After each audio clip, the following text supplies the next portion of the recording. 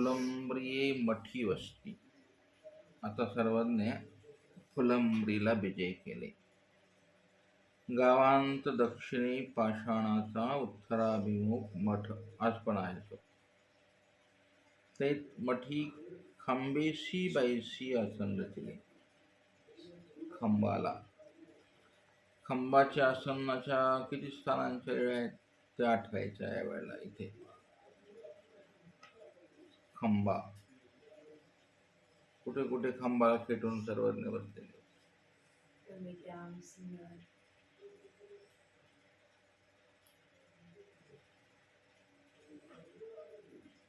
शोधून घ्यायचं. खंबाच्या खंबेशी बाईशी आसन. श्री गोसावी आसनी उपविष्ट झाले. श्रीचरण शाळान केले. वस्त्रे श्रीचरण परिमार्जिले. वस्त्राने श्रीचरण परिमार्जिले म्हणजे आल्हाद पुसल्यास, आगडम बगडम नाही. म्हणजे बाईसांनी तो श्रीचरण पाहिलेला आहे. श्रीचरण क्षाण करताना सगळं पाहायचं. बाईसा काय स्वामींच्या श्रीचरणाजवळ ते आठवायचं. म्हणजे माझ्या भट्टाने जी बारीक गोष्टी सांगितल्या ते पुन्हा पुन्हा तेच सांगता विषय तुम्हाला. चरण क्षाळन आणि श्रीचरण परिमार्जने.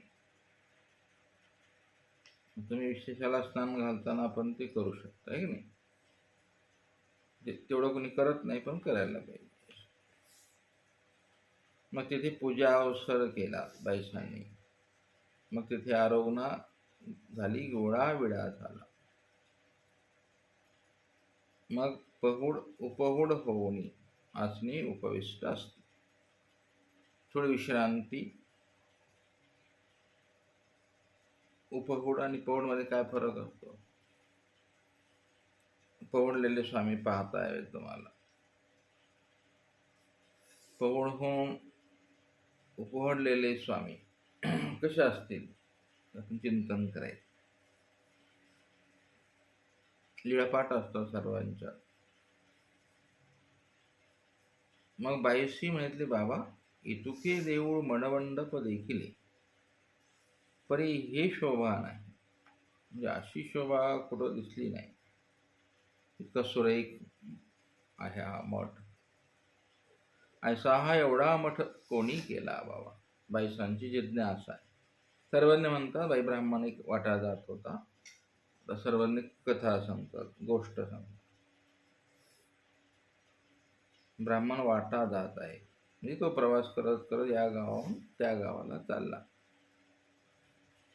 आणि मग कवणी एकी ठाई थिलरी एकी सिद्धरस होता. तो वाटेत येताना जाताना एका ठिकाणी. थिलरी कशाला म्हणतात.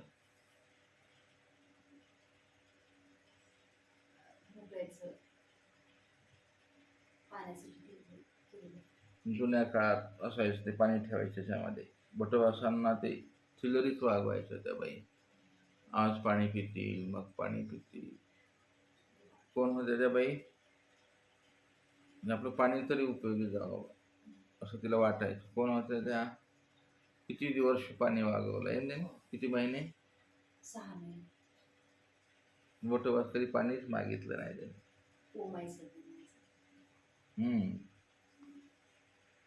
आणि एक दिवस आचार्यांना कुठंच पाणी नाही. कोणी मध्यस्थी केली तर साधू बोली भाग्यवान असते ना. ते म्हणे आहे ना. मग ती म्हणाली माझ्याकडं आहे. मग ते म्हणाली 6 महिन्यापासून पाणी वागवते. माझी बाई 6 महिन्याचं उदक आचार्यांनी स्वीकारलंय ना. तसं किती लोकांचं उदक सर्वज्ञांनी घेतले.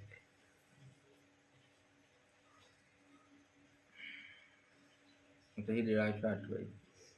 म्हणजे उठता बसता ह्याला म्हणायचं तयाचे उठणे बसणे इथलेही वाया नसते. जेव्हा अष्टीपरीच्या परिघात आपण जातो तेव्हा साध्या साध्या गोष्टी तुम्हाला सहज आठवता येतात. तर थिल्लरी आहे त्याच्याजवळ, आणि त्यात त्यांनी एक सिद्धरस होता, त्याने उदक म्हणून करवती भरला. ही करवती आहे. करवती म्हणजे काय? ही करवती असते आणि ती घरात ठेवायची थिल्लरी असते.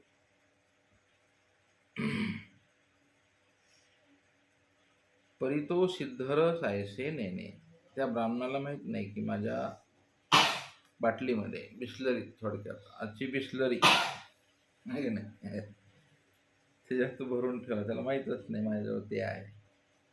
त्याने उदक म्हणूनच ठेवला आणि तो ब्राह्मण मग चालला असा. मग ब्राह्मणा एकाच्या घरी तो उतरला, करवती नेऊन घरांत खुंटेशी ठेवली. त्या ब्राह्मणाच्या कुटीवर ठेवली. आपण कनकवृत्तीशी बाहेरी गेला. कनकवृत्ती म्हणजे आपली कोणची भिक्षा आहे?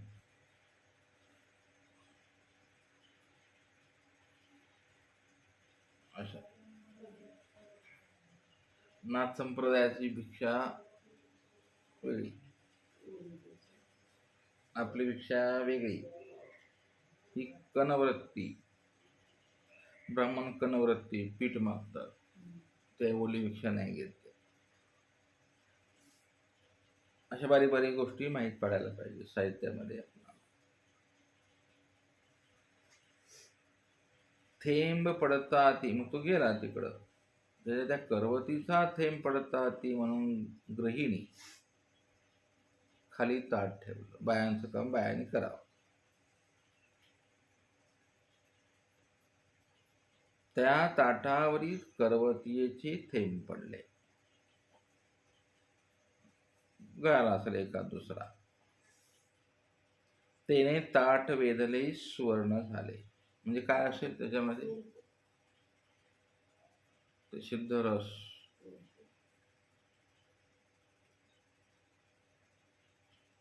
स्वामींनी कुठं सांगितलं बरे? म्हणाले इथं तुमच्या पांढरीला म्हणाले इथं झाड आहे, त्याचा रस आणा, आम्ही सोनं करून. कुणाच्या घरचं आहे ते? तसंच पडून राहिलं, मेलं ते पण आलं नाही तिकडे. नाही, हे चिंतन करायचं आपल्या जीवनात. असं आपल्याकडे एक सिद्धरस आहे बा जीवनामध्ये, तर तो त्या ज्याच्याजवळ आहे त्याला माहीत नाही, बैलाही माहीत नाही, ताटालाही माहीत नाही. ताटाला कुठं माहीत असते. आपलं जीवन असंच आहे सगळं, आहे ना. मग तो ब्राह्मण ते ताट ठेवलं, ताटावरी ते थेंब पडले, त्याचं सुवर्ण झालं त्या सिद्धरसाच्यामुळे. आपला सिद्धरस कोण आहे? स्वामी आणि स्वामींचं वचन तुमच्या ताटात म्हणजे अंतःकरणात पडलं पाहिजे. स्वामी असं कथानक सांगायला असे वेडे नाही आहे स्वामी. स्वामी काही वेगळं सांगायचं असतं त्याच्यामध्ये, सहज सांगतात ज्ञान स्वामी. तर मग ती बाईलाही माहीत नाही, तो घरगडी तर असेच असतात, चालले आपलं, उठलं की गेले शेतावर. घरीचा घरधनी आला, मग सकाळी काम करून इकडून आला, तयाशी ते ताटी जीव घातले. त्याने पुसले ताट कोणाचे? गृहिणी म्हणते आहो ते आमचं, आपलंच आहे ना म्हणाले. ते बायांमध्ये आमचं म्हणण्याची पद्धत असते, पुरुष म्हणत नाही ना. ते म्हणते हे कोठे ठेवले होते? ते म्हणजे तुझ्या आहेरात तर काय आलं नव्हतं लग्नात, कुठलं ताट आणलं बाई म्हणाले तू हे? ती म्हणते अहो ना, येत आपलंच आहे म्हणाले, पण मी इथं याच्या खाली ठेवलं होतं, सागळ खाली.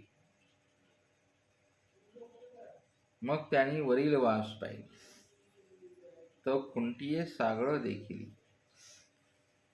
ते म्हणाले सागळ कवनाच्या आई? म्हणाले आपल्या ओसरीला. अहो म्हणाले, अहो ते एक ब्राह्मण आला होता, तो कनवृत्तीशी गेलाय गावात, त्याची आहे म्हणाली. म्हणजे तो ब्राह्मण आला तेव्हा हा ब्राह्मण घरी नव्हता, शेतकरी आहे की नाही. बाईनं बघितलं वस्तीत आलंय कोणतरी, आला असं म्हणाले. जुन्या काळामध्ये असं हे नव्हतं तेवढं.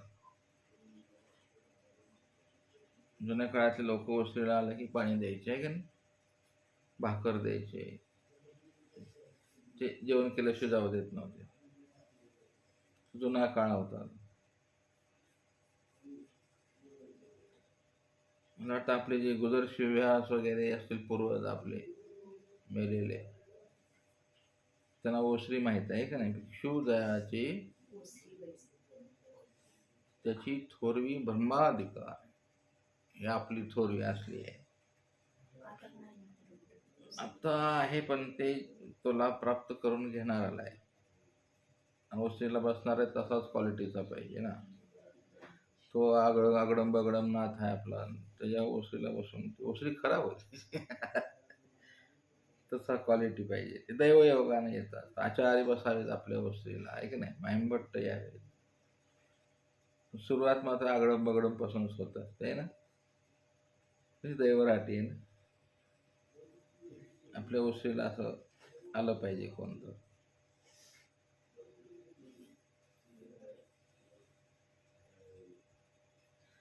ह्या बारीक बारीक गोष्टी महिमभट्टांनी कलेक्ट करून का ठेवल्या असते बरोबर. मला विचार करतो हे महिमभट्ट काय जे काय साध्या साध्या गोष्टी बारीक गोष्टी लिहून ठेवतात ते. मग तो म्हणतो अगं हे ताट आपलं नाहीच आहे, ही सागळ पण आपली नाही. अहो मला ती कोणाची का असेना. तुम्ही चौकशी कशासाठी करताय हा. अगं म्हणाली बाई, अगं हे सुवर्ण झालं, हा सिद्ध रस. मग त्याने करवतीचा रस होता तो ओतून घेतला, चुरून घेतला, असं असतं ते. आता तेवढ्यात भागलं असतं ना ताटामध्ये. एक सोन्याचं ताट पाव किलोचं दुसरं ताट करून द्यायचं त्यानं. पण जीव कसा आहे, त्यानं ते काढून घेतलं बिचाऱ्याचं सगळं.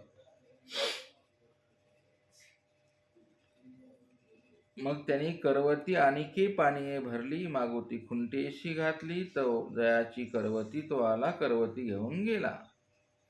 मग घराचे निधणी तेने रसे ताटे थाळे तांबे लोखंडे, जेतुली होतली तेतुली सुवर्ण केले. आणि मग तो आजारी पडला असेल असं. हे गोसाव्याचं साधूचं धन आम्ही येत नसतो. काय होतं बरं त्या धनाने. कोड फुटतो, महारोग लागतो, आणि काय होतं,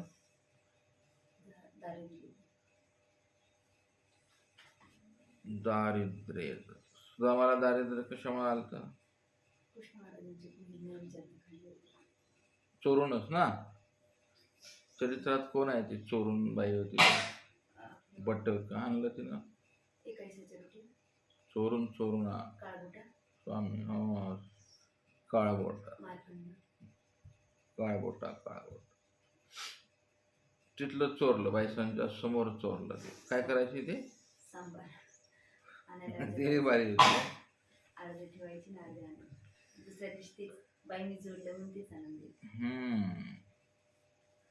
आता या सहज लीळा तुम्हाला आठवता येण्यासारख्या आहेत.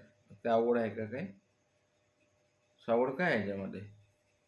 तुमचं आठवण चित्त कुठंतरी गुंतावं म्हणून महिमभट्टांनी हा उपकारच केला आपल्यावर. बारीक बारीक गोष्टी. त्याला काहीतरी झालं किंवा मंदिरवंश होतो, ते पसलं तर बरं. म्हणून ते जागा घेताना लोक विचारतात की गोसाव्याचं जागा आहे का, बामणाची आहे का. बामणाच्या जागा कोणी घेत नाहीत, ते गोसाव्याचं मड कोणी घेत नाहीत, आणि कोणाकोणाचं घेत नाही. ते आश्रमाला दिलेली जागा आहे, कोणी घेत नाही. आता मी तिथे गेलतो ना, तिथे मला झालं हे एवढं मोठं घर 16 मजली, त्या घरात तिथं राहणाऱ्या कुणालाच लेकरं नाही. माझ्या लक्षात आलं, म्हणलं हे भानगड, ही जागा कुणाच्या बळकावली. पण एक गोसाई राहायचा, त्याची जागा आहे, झालं कल्याणाचा. तर अशा प्रकारे त्यांना त्रास झाल्यावर मग त्यांनी विचार करून त्या द्रव्याने हा मड केला, मंदिर बांधून टाकलं. अशा प्रकारे ही या स्थानाची वेळा इथे संपते. मग स्वामी आता गदाण्याला जातात. गदाण्याला गावापश्चिमी सोमनाथाचे देऊळ, यांनी टेकडी नाही सांगितली तरी येते की नाही. ते आसन झाले ते रचमचेचे स्थान, म्हणजे त्या गदाण्याला ते आता नाही आपल्याकडं ते स्थान, ते स्थान उपलब्ध होऊ शकतं. आता आपलं लक्ष तिकडे नाही आहे, आपल्याकडं आहे ते वंदन करायचं, पळायचं नाही, गडबड आहे का नाही, आणि यात्रा काढायची. हे आता आलेले जाऊन आले बद्रिका आश्रमला, लंगडं पण गेलं बद्रिका, काही गरज आहे. लोक द्वारका बद्रिका आश्रम एवढं डोक्यात घुसले, संप्रदाय आता वाटोळ झालाय की नाही, गेला कामाला, येड लागलं नुसतं. स्वामींना तिथे रचमच आहे. आता रचमचीतला देव आहे आपला सगळा, रचमच करायची करायचा देव चाल असं. स्वामींना ते आवडायचं नाही, बायसांना तर प्रामुख्याने आवडायचं नाही की माझ्या देवाला झोप नाही येणार इथे. बायसांचा हा चांगला उद्देश असायचा. मग गोसावी गावापश्चिमे डोंगरावरी इथं आलं ते स्थान आता आहे ते. माथा वनदेव पूर्वाभिमुख, ते वनदेवाच्या देवळाशी विजय केले, चौकी आसन झाले. ते आता स्थान आहे. सर्वज्ञ म्हणाले हे बळीपाचे दैवत्व.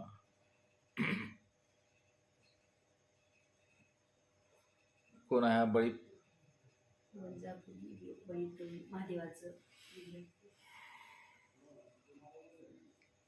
बळी बळी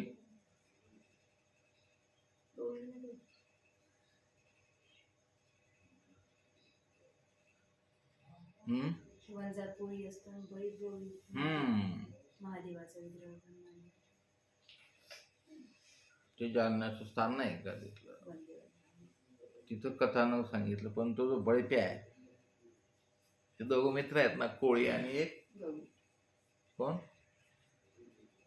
दुसरा कोण मित्र आहे, कोणा जातीचा आहे? हा गवळ्याचा आहे. मग गवळ्याचं दैवत कोण? महादेव नसते असं. गवळ्याचं दैवत कृष्ण असते असं काहीतरी. चाल ते कुणी पूजा केली? तो इथला आहे ना, तो गाव सोडून तिकडे गेला असं जालन्याला. आलं लक्षात. हे बळीपाचे म्हणजे तो तिथं पूर्वी राहायचा, त्याचा बायको वगैरे असेल किंवा मग सासरवाडी असेल त्याची, किंवा हा घर जागा असू शकतो ना. तर पटलं नसेल ना, मग तो गेला तिकडं, बायको दिली सोडून त्याने. ते कथानकच आहे की नाही.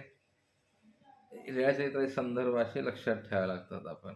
हे बळीप्या इथला आहे, तो तिकडे गायला गेला जालन्याला. मग त्याचा बायको होती का सोबत? उल्लेख नाही आला. ते 3 वाटे केली तेव्हा पार्वतीचा उल्लेख आला म्हणून. हा म्हणजे बायको दोघांच्या नाही तिथे आहे की नाही.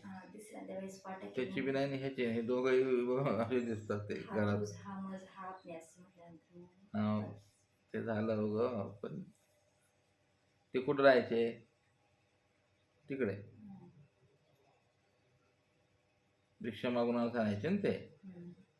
म्हणजे याचा अर्थ लटांबळ नाही, ते लटांबळ दोघांनी सोडले दिसतंय ते.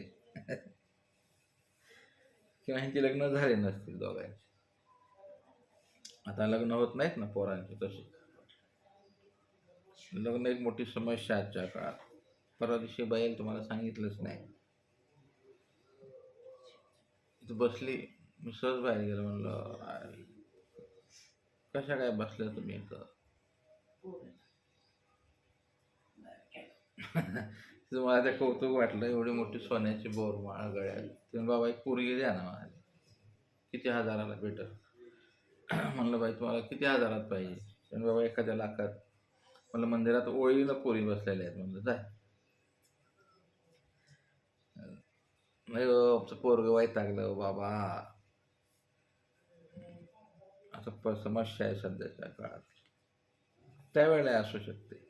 तर जाऊ द्या. त्याचा बळीपाचं ते दैवत आहे तिथे, कोणचं का असेना. मग तुम्ही आता विचारा, हा बळी गवळी कुठला होता? तर कोणी सांगाल तुम्हाला जालन्याचा होता, आहे ना, पण तो इथला आहे. मग भक्तिजन स्वामींच्या सोबत गप बसलेले आहेत तेव्हा जाऊ द्या, असेल काहीतरी. मग बायशीची शरण शाळण केलं, विडा ओळगवायला, उपहार निपजवायला, पूजा अवसर झाला, रोगणा झाली, गोळा झाला, विडा ओळगवला, पहुड झाला, उपवड झाला. मग त्याची गोसाव्याची वस्ती झाली. ही मार्गरोडी माहीमभट्टाच्या नंतर अशी आलेली आहे आपल्यापर्यंत. आणि मग स्वामी आता येळापूरला राजविहार लेण्यामध्ये अवस्थान आहे. आता 1 महिन्यापूर्वी ते लेणं मुक्त केलं आहे आपल्यासाठी वंदन करायला. आता तिथली एक गंमत सांगतो तुम्हाला थोडक्यात, म्हणजे त्या अंधश्रद्धेत पडू नका. पण ते जे राजविहार लेणं आहे, आता जिथं जायचं आहे लोकांना, जातात. आम्ही गेलो होतो 17 वर्षापूर्वी. तिथे ते लेणं उद्ध्वस्त झालेलं आहे त्या दाढीमध्ये. तिथे त्या शेतकऱ्याने तिथे इकडले तिकडले चिरे आणून ठेवलेले आहेत. मग आपल्या पंथामध्ये आता जे आहेत सगळीकडं गेलेले तेच आहेत, ते स्थानावर ठेवलेले आहेत. आता पण लोक न्यायला लागलेत 8 दिवसापासून वगैरे, ऑटो चाललेत. आपल्या गावात किती जणांच्या आश्रमात आहेत ते तुम्हाला माहिती आहे असाही. तो विकल्पच आहे ना मोठा. कोण काय कधी काढायला सांगता येतं. तिथे 1,000-2,000 रुपये द्यावे लागतात टॅक्स. हे आलेल्या मंडळीला मी घेऊन गेलो त्यांना, त्यांनी पण न्यायला एक चिरा. 5,000 रुपयाची गाडी होती. बरं आहे. आपले तुमच्या मंगलताई चित्त आहे, कंटेकरवाची, आपली तर चिरे आणलेत लोकांनी. गाड्या आता गाड्या सुरू होतील आणखी, लोकांना माहीत नाही ते. काल अमृत बाबा भेटलं, बाबा सांगत. तर असं असतं ते कार्यक्रम.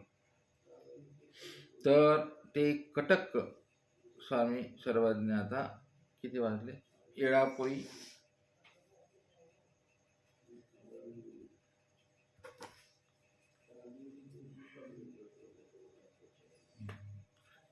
थोडीशी घेऊ. मग राजविहार लेण्याचं नाव जे आठवलं आपण तरी ते गोमटं लागतं बरं. राजविहार म्हणजे काय असेल? राजविहार म्हणजे काय असेल?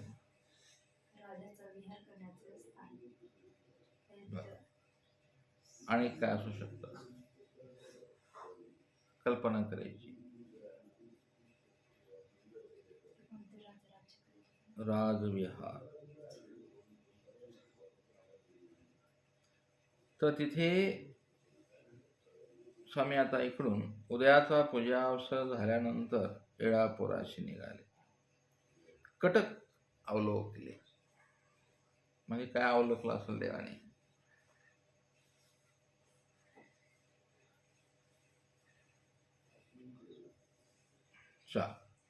कटक कशाला म्हणतात? कटक नाही माहिती. ही कटक देवगिरी आहे. म्हणजे काय? महाराष्ट्राची राजधानी आहे. स्वामींनी अवलोकलेली. स्वामीच्या मनोधर्मातलं ते एरिया आहे.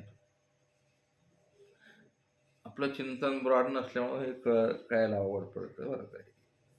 चला, कटकावरून येळापुरी राजविहारा गोसावी विजय. असे किती कटक आहेत स्वामींचे की कटक अवलोकलेले आहे.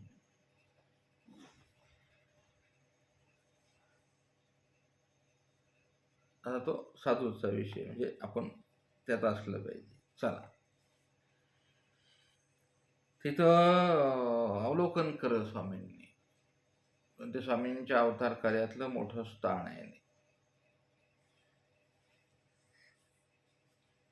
कटकाला कोण कोण भेटलेलं आहे, सगळ्या लीळा अशा कलेक्ट झाल्या पाहिजे माइंड. कटका कोण्या कटकाला कोण कोण भेटलंय असं म्हणून एकांतात बसून आठवावं काहीतरी. मी दुसरं सांगायला होतो, दुसरं बोलताय.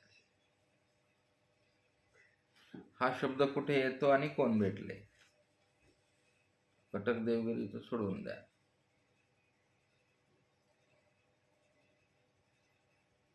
फिरावं लागेल तुम्हाला, स्वामींसोबत फिरावं लागेल ना. चला, तर असं ही कटक देवगिरी स्वामीच्या प्रसन्नतेतलं स्थान आहे ते. आणि वरचील वाटा स्वामी, त्या वाटेने गोसावी घाट उतरले. तेने राजविहारी गोसावी, ते राजविहारले नाव लोकलं आणि स्वामी तिथे विजय करतायत. आता तिथं 3 दिवस अवस्थान झाले. राजविहारी तिसरा कणी पाषाणाचा माचा, आज येतो आहे. त्या माच्यावरी आसन होय, चरणशान होय, प्रौढ होय, तिन्ही काळचे पूजावसर होतात. हा माचा आहे, जुना माचा, नवा माचा आपल्या देवपूजेमध्ये असतो. एक काष्टाचा, एक पाषाणाचा आहे. तीच अवसरीची अरुणा गोळा विडा होय. इथे पद्धत बदलली बघा. त्याच अवसराच्या वेळेला असं व्हायचं म्हणाले. गोसावी तिन्ही पटीशाळा विडे करती. त्या पटीशाळा उपलब्ध नामशेष झाल्या पण आहेत त्या. चांगदेव भट्ट हाट वेचू अनुजाती, एळापुरावरून वेच सांगती. वेच म्हणजे साहित्य, किराणा बाजार थोडे. अशा प्रकारे स्वामी आता एळापूरला आलेले आहेत, म्हणजे वेरूळला.